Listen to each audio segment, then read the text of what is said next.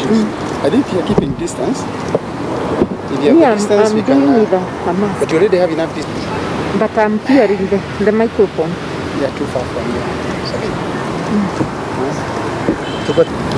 As the leadership of the Service Party represented by Honorable Kiunjuri, Chama cha Kazi represented by Honorable Moses Kuria, and NAK Kenya represented by myself, we commit to working together on issues affecting our region and the nation, irrespective of our political affiliation.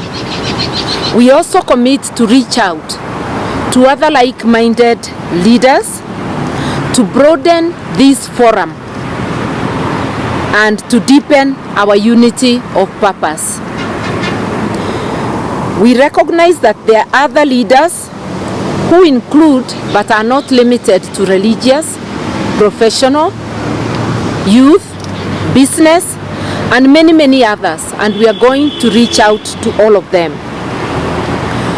This initiative in the next 3 months will culminate in the Limuru 3 conference, where we can be able to make resolutions and agreements on how to conduct our affairs. Make my work very easy. The statement that we have made today is very clear that the Constitution of Kenya is clear on issues of democracy and formation of political parties. Number 2, it clearly defines and has given the mandate to the registrar of political parties that she should only register parties that are national. And therefore, any party that is registered by the registrar of political parties is a national party. Because if it's not a national party, it will have contravened the act itself. And therefore, all the parties that we represent here today and other parties that are registered in the Republic of Kenya are national parties. Number 2, that we are very clear that we formed these parties based on ideas, our philosophies, and ideals. And therefore, those parties must remain respected. What we are telling you today and what we are telling Kenyans is that we have a forum, a caucus that we have come up with that is going to articulate issues. And Mother was very clear, issues national and issues regional. On the issues of our association with the Deputy President, it is very clear. It's a mutual understanding. And whether we are going to support him in UDA or not, that one depends on our own membership. Number 1 is that when we formed TSP, when Chama cha Kazi was formed, it was informed by decision of our own followers, and we have been marketing these parties.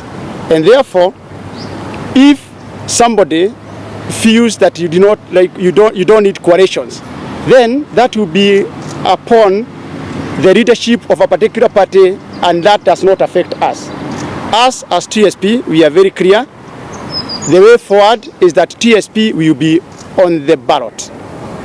The same way, NAK Kenya will be there and Chama cha Kazi. That one, there is no question about it. It is not whether we are hesitating to join any other political dispensation or we are adamant. The decision is made that TSP will be there, and this formation is a formation of like-minded parties. And it is clear again that we are going to approach other members. And lastly, there is always an initiative. An initiative must start somewhere. This is an initiative that is born today. We have started. The same way, Jesus coming from Bethlehem started gospel in Judea. Today, we have moved to Judea to start the gospel, uniting our region and uniting the nation. Thank you. The Honorable Mother Karua has maintained NAK Kenya as a going concern, as a party. We are talking about 16 years. That has not stopped Mother Karua from engaging with other leaders. And that is on the basis we are here today. You know, the shelf life of Kenyan political parties has been very short. And what we are saying is that now we want to build parties as institutions for posterity. And that includes the UDA. I believe that is the mission of UDA, is to create parties that can be able to outlive us as leaders. And you know, some people have got a history of killing parties. Every party they touch dies. So we want to make a difference by ensuring that our parties survive for future generations. As to whether we are going to work with certain leaders, this is a discussion that is neither here nor there. What we are saying, our primary mission here is to look at the interest of our region first of all, because every leader comes from a particular region. And you are taking me where I didn't want us to go. But if you are thinking about that direction, let me take you to Mombasa, which I didn't want really to take you there. You saw the meeting that was in State House, Mombasa, where 60% of the leaders who were in that meeting are from one region. The Honorable Paranya, the Honorable Musalia Mudavadi, and the Honorable Moses Wetangula. And because the president cannot be said to come from a particular region, so it's a symbol of national unity, our region was not represented. Is that fair? And how come you guys do not complain? But when we meet as Mount Kenya, because that was a tribal meeting of Western region, you know, with some sprinkling of some leaders from other regions here and there. Did you see anybody from Mount Kenya region? No. Actually, that is what triggered us. How can you parade leaders from other regions, and our region, which has got deeply vested interest, was not represented?